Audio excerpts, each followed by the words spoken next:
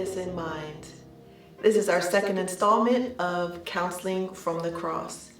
And today's word comes from Luke chapter 23, verse 43. Today you will be with me in paradise.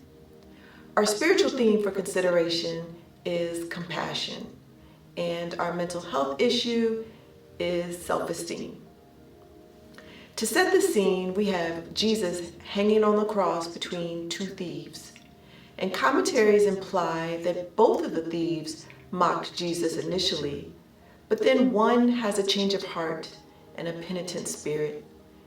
This thief sees an innocent man condemned, and whether his spiritual eyes were opened or he was just throwing up a Hail Mary, he invokes the King of Kings with a request. Lord, remember me when you come into your kingdom. The repentant thief shows us the power of conversion and the ultimate reward of redemption.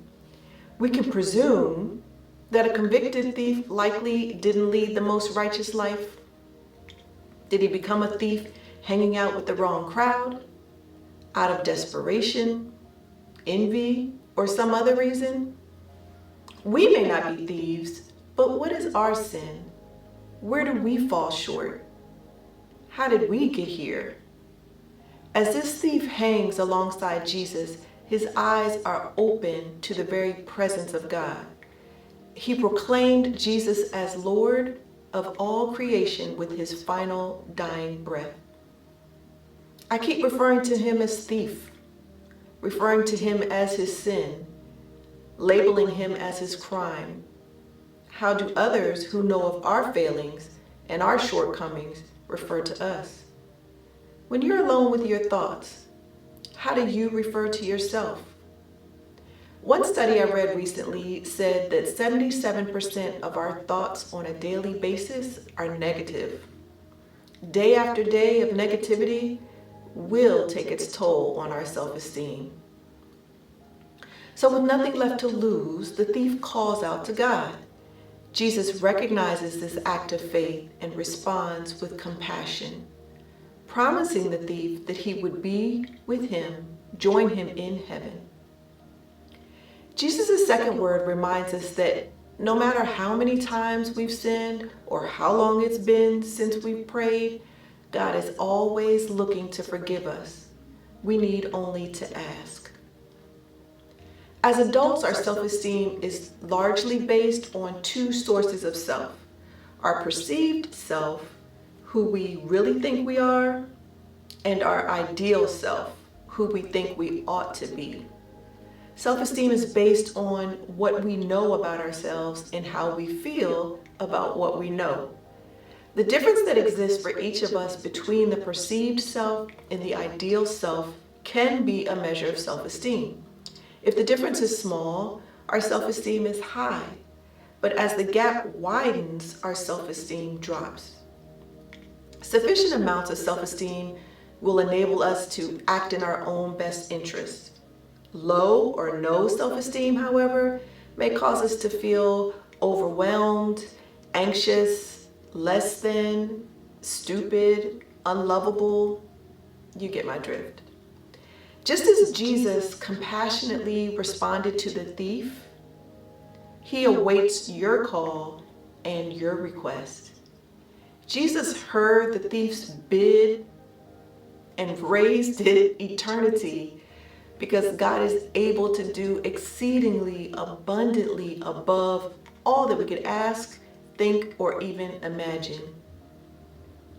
The thief asked, Lord, remember me. Jesus responds with today, a sense of immediacy, a relevant and timely response. Today, not tomorrow, not next year, not someday. You know how we do. We have a loved one or a friend who's going through and they ask you to pray for them. You're sure, I got you. I'll be praying for you. And then you see that friend again and realize, oh, not Jesus. Today. Today what?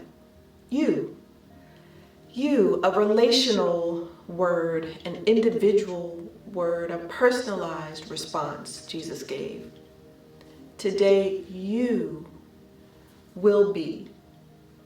This is a word or two words of assurance. It's definite.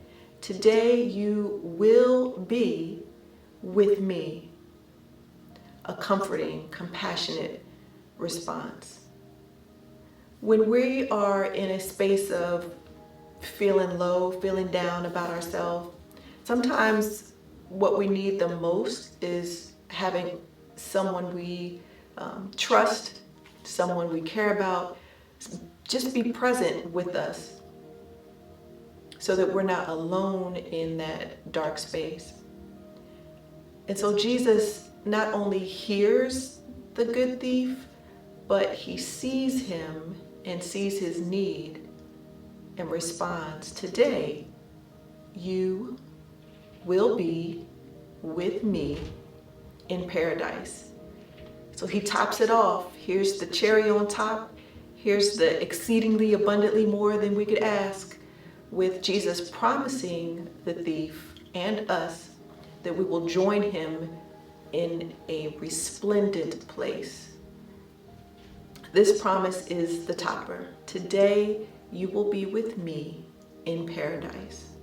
Your self-esteem may be low, but with the confidence of the good thief, I encourage you to speak now to God. What is your heart's cry? What will you ask of him? Keep this in mind.